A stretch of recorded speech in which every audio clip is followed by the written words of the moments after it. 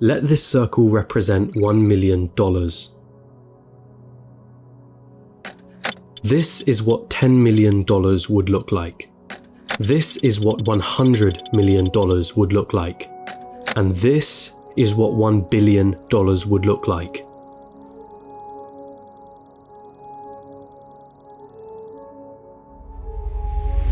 Jeff Bezos, the founder of Amazon, has a net worth of 117 times this number. And then there's you. You're probably working a job right now, one that you got from the degree that you studied for in university. You probably don't have much in savings, your living expenses seem ridiculously high, you feel as though you're not paid enough, you have credit card debt that needs taken care of. Maybe you're a student, studying for a degree that you hope can land you a job that you hope can bring in some good money. You probably don't have any savings, only a pesky student debt hanging above your head. Wealth? Getting rich? That all seems like a distant dream. How did they do it, you ask yourself? Seeing all those millionaires, billionaires, especially the ones who got there at such a young age, it baffles you, it makes you angry. They got lucky, they were born into wealth, they cheated their way to the top. That money doesn't make them happy. Money is evil anyway. I'm not smart enough, I'm just unlucky. Those dreams you had of buying that mansion, your favorite sports car, paying off your mortgage, traveling around the world, they'll forever remain that way. Just dreams, nothing more. Nothing less. You come to the harsh realization, it's a rigged game.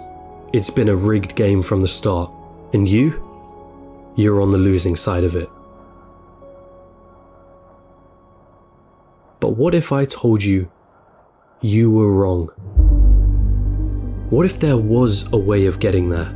An actual equation to wealth, a science behind the way money works. What if you didn't have to abandon those dreams of paying off your parents' mortgage or traveling around the world? Would you call me a liar for saying so? I promise that I'm not, and by the end of this video you'll understand. There's a side to the coin that you're not being shown. But I warn you, the road is tough. It's filled with struggle. It's filled with ups and downs. It will mean swallowing some difficult truths that the school system and society haven't told you yet. And let me be clear, there are many of you who will not make it to the end of this road. But for those of you that do, at the end of this road lies wealth beyond what you thought you could attain. At the end of that road lies the freedom of never having to worry about money again. So, are you with me?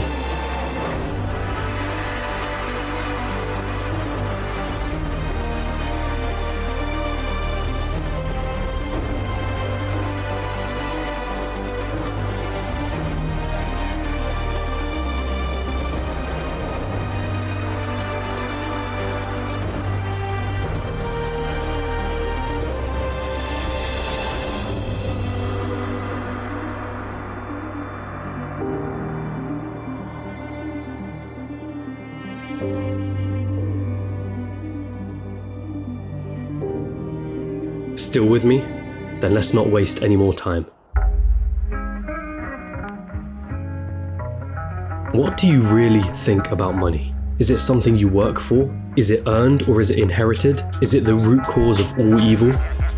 Are you desperate to have more of it? Have you been chasing it most of your life? Truth is, most of what you think about money has been influenced by your upbringing and environment. If you were born into a family that didn't have much money growing up, then you're more inclined to believe that you too will not grow up to have much money. Or perhaps you went on the complete opposite end and decided to make as much money as you can so that you will never be in that position again. The fact that your school didn't teach you much about this subject doesn't help things. And because of this, most of you are going to have false beliefs about money that aren't going to help you on this journey. Now stick with me here, because we're going to have to change the way you've been seeing money your whole life. Hollywood has always had a habit of depicting the wealthy and rich as evil, backstabbing, entitled, or corrupt individuals. If you won't get me a squirrel, I'll get one myself. Question is, have you bought into that stereotype?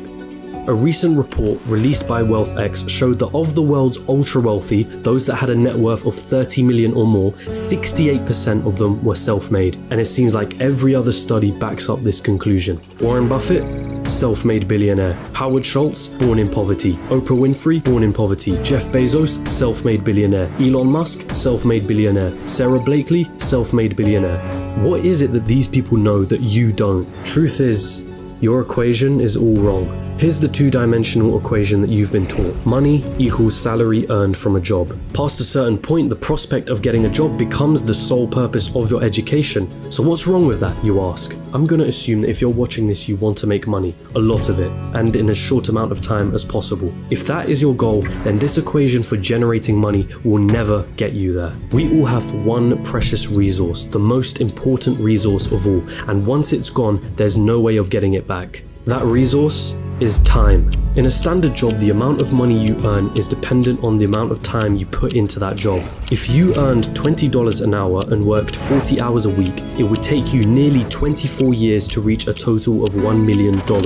But that is without subtracting any taxes or any expenses that you will incur over 24 years. And let's not forget that inflation would make your $1 million less valuable. The reality is that on a salary of $20 an hour, you can only really be a millionaire at an old age by living frugally. And most of that precious resource known as time has slipped through your fingers. You traded all that time for money, and it wasn't even a substantial amount either. So again, you ask yourself, how is it then that there are self-made millionaires and billionaires at such young ages? What makes them so different? And the truth is, they have a better equation than you. They have a way of understanding money that you haven't quite grasped yet.